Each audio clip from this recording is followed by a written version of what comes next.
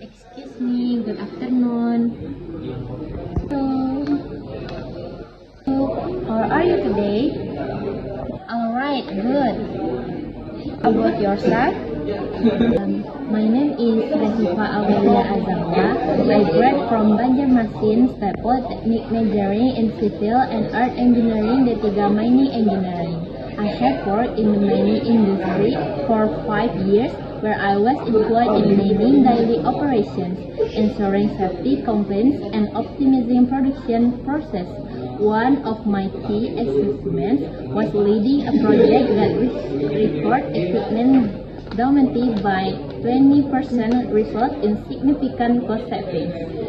Why should we choose you? You should choose me because I have solid understanding of mining operations, a strong commitment to safety, and a passion for contributing to sustainable practices in industry. What are your strengths and weaknesses? My strength in mining is my deep understanding of safety protocols and environmental concerns. Answering efficient operations, my weakness is that I'm still learning about the latest mining technologies, but I'm actively improving by attending training seasons.